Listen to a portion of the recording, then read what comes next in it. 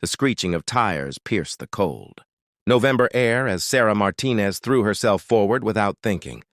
Her worn sneakers skidded on the wet pavement. Her hands outstretched toward the man in the expensive suit who stood frozen in the crosswalk, his eyes wide with terror as the delivery truck barreled toward him. Time fractured into slow motion. Her daughter's face flashed in her mind, that gap-toothed smile she'd kissed goodbye. Just an hour ago, but her body was already moving, already committed to this moment that would change everything. The impact knocked the air from her lungs. She felt his body give way beneath her desperate shove, heard the sickening thud as she collided with him, sending him sprawling onto the safety of the sidewalk. Then came the crushing pain as the truck's mirror caught her shoulder, spinning her like a rag doll onto the hood of a parked car. The world tilted, faded, and in that darkness, all she could think was, "Please, God, let me see Emma again." Sarah Martinez had never imagined her life would lead her to this moment. Just 32 years old. She'd been working double shifts as a night custodian at Meridian Tower, one of Manhattan's most prestigious office buildings, for the past 3 years. Her hands were perpetually raw from industrial cleaners. Her back ached constantly and she couldn't remember the last time she'd bought herself something that wasn't from a thrift store. But none of that mattered when she looked at Emma, her 7-year-old daughter, whose laughter could light up their cramped studio apartment in Queens like sunshine breaking through storm clouds. Being a single mom hadn't been part of Sarah's plan. Her ex-husband had left when Emma was just 2, drowning his responsibilities in addiction and bad decisions. The divorce papers had arrived on the same day she'd been laid off from her receptionist job. Rock bottom had felt bottomless back then. But Sarah had discovered something about herself in those dark days. She was a fighter. She'd claw her way up any mountain if it meant giving. Emma a chance at something better.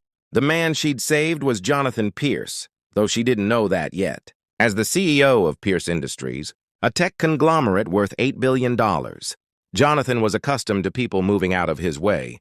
He'd been distracted that morning, his mind churning through the details of a merger that would reshape the telecommunications industry, his phone pressed to his ear. He hadn't seen the truck run the red light, hadn't registered the danger until a force hit him from the side. And suddenly he was on concrete, gasping, alive, watching as a woman with dark hair pulled back in a practical ponytail took the hit meant for him. Sarah woke up in Mount Sinai Hospital 48 hours later. The fluorescent lights hurt her eyes. Her shoulder was wrapped in so much gauze and tape she could barely move. A nurse with kind eyes told her she'd fractured her collarbone, cracked 2 ribs, and suffered a severe concussion. She'd be okay, though. Lucky, even. "My daughter," Sarah croaked, panic flooding through her. "Emma, who's watching?" "She's in the waiting room with her grandmother," the nurse assured her. "She's been here every day, sweetie. Don't you worry." Relief and shame washed over Sarah in equal measure. Her mother, who worked 2 jobs herself just to keep her own head above water, had dropped everything to care for Emma. Sarah's eyes burned with tears she couldn't afford to shed. The medical bills would be catastrophic. She had the bare minimum health insurance her job provided, but the deductible alone would wipe out the meager savings account she'd been building for Emma's future. And with her injuries, how long before she could work again? How would they eat? How would she pay rent? The man who walked into her room later that afternoon wasn't what she expected. Despite his tailored suit that probably cost more than her annual salary, Jonathan Pierce looked almost humble. His silver-touched hair was slightly disheveled, and there were dark circles under his eyes. "Ms. Martinez," he said quietly, remaining near the doorway as if afraid to intrude. "I'm Jonathan Pierce. I owe you my life." Sarah blinked at him, her mind foggy from pain medication. "You don't owe me anything. Anyone would have done the same." Jonathan's expression shifted into something Sarah couldn't quite read. "No," he said firmly. "They wouldn't have.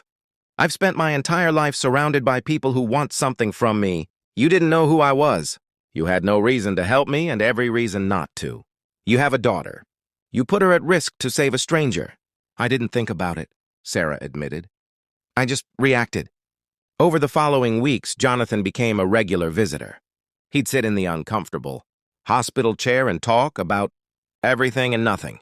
He told her about his company, about the loneliness that came with success, About the daughter he barely knew because his ex-wife had taken her to London years ago.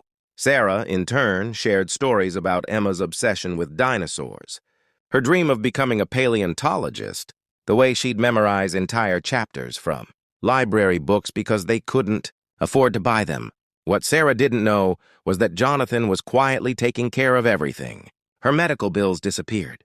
Her mother received an anonymous donation that covered 3 months of expenses. And when Sarah was finally discharged, she returned to her apartment to find it hadn't been touched. Her job was waiting for her, with full pay for her recovery period. But Jonathan had done something else, something that emerged only when Sarah felt strong enough to return to work. He'd been asking questions, learning about her, and what he'd discovered had shaken. Something loose inside him that had been calcified by years of corporate ruthlessness. Sarah Martinez wasn't just a custodian. She'd been 2 semesters away from a business degree when Emma was born and her world imploded. She'd scored in the 98th percentile on every standardized test she'd ever taken. She'd once dreamed of starting her own company, helping other single parents navigate the impossible maze of making ends meet. The morning Sarah reported back to work at Meridian Tower, nervous and still tender from her injuries, she found a letter waiting for her. Inside was an offer, not for her old job, but for a position as a junior analyst at Pierce Industries. The salary was modest by corporate standards, but to Sarah it looked like a lottery jackpot. There was more. A scholarship fund established in Emma's name, covering her education through graduate school if she chose, and perhaps most importantly, flexible hours and full benefits so Sarah could actually be there for her daughter. "I don't understand," Sarah said when she finally sat across from Jonathan in his vast corner office, the Manhattan skyline glittering behind him like a promise. "Why would you do this?" The medical bills were already too generous. "This is—" "You saved my life," Jonathan interrupted gently. "But that's not why I'm doing this.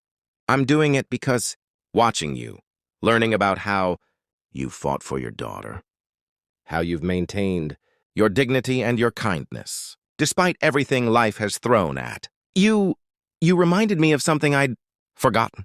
He paused, his voice thick with emotion. "You reminded me what it means to be human, to see another person's value. I've spent 30 years building an empire, and I'd convinced myself that success meant something. But success without humanity is just empty." Sarah felt tears streaming down her face. "I can't accept charity." "This isn't charity," Jonathan said firmly. "You're going to work harder than you've ever worked in your life. I'm investing in someone I believe in. That's not charity. That's smart business." He smiled then, a real smile that transformed his entire face. "Besides, I have a feeling you're going to end up teaching me more than I could ever teach you." He was right. Over the next 3 years, Sarah climbed through the ranks at Pierce, Industries with a determination that awed everyone who worked with her. She launched an initiative to hire and mentor single parents, creating pathways for people who'd been counted out by traditional corporate structures. She revolutionized the company's community outreach programs, insisting that genuine humanity could coexist with profitability. And she became one of Jonathan's most trusted advisors, the person who'd tell him the hard truths no one else dared to voice. Emma flourished. With stability at home and her mother's presence at dinner each night, she blossomed into a confident, curious child whose dinosaur obsession evolved into a genuine passion for science. She'd sometimes visit the office, where hardened executives would pause their meetings to listen to her explain the difference between a Brachiosaurus and a Diplodocus. But perhaps the most unexpected outcome came when Jonathan, inspired by Sarah's example, began rebuilding his own relationship with his daughter. He flew to London monthly, putting in the work to know her, really know her. He started a foundation focused on helping families in crisis, personally reviewing cases and finding ways to offer not just money, but opportunity and dignity. The story could end there, a neat narrative about a good deed rewarded, about kindness coming full circle. But life is rarely that simple. 4 years after that November morning, Sarah sat in a hospital waiting room again, this time holding Jonathan's hand as he waited for news about his daughter, who'd been in a serious car accident in London. His ex-wife was beside him, their old animosities dissolved in the face of their shared terror. And Sarah understood in that moment that this was what her sacrifice had truly created. Not just her own transformation, but a ripple effect that had touched dozens, then hundreds, then thousands of lives. When the doctor emerged with good news, Jonathan's daughter would fully recover. He collapsed into tears. Sarah held him, this billionaire who'd once been too busy to notice the world around him, and she thought about that split-second decision on a cold November morning. She'd risked everything because it was right, never imagining any reward beyond knowing. She'd done what her mother's heart demanded.